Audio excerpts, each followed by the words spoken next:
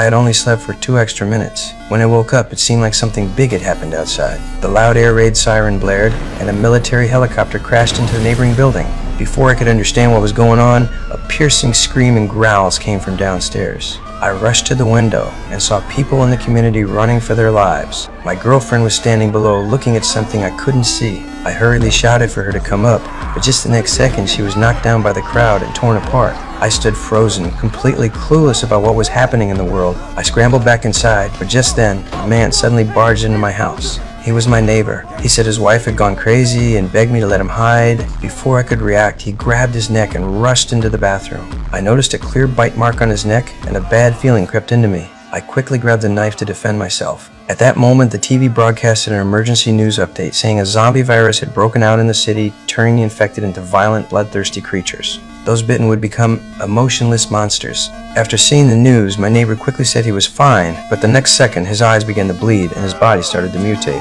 However, he hadn't completely lost his mind yet. Under the threat of my knife, he ran away, scared. I quickly locked the door, but then I heard a terrible scream outside. Through the peephole, I saw my neighbor torn to pieces by zombies. That completely stunned me. I knew the outside was already overrun by zombies. The first thing that came to mind was my parents. Unfortunately, my dad sent me a message saying they were safe for now and urged me to stay inside. It was then I realized survival was up to me. To keep zombies from breaking in, I quickly pushed the fridge against the door, then covered the windows with paper so the zombies outside wouldn't spot me. Next, I moved the bed into the living room so I could always keep an eye on the door. Every day, I would draw a line on the mirror, reminding myself that I had to survive. But that night, just as I was about to sleep, I heard movement in the bathroom. I immediately had a bad feeling, picked up a baseball bat, and quietly went out. I didn't expect a zombie to crawl through the bathroom ventilation pipe.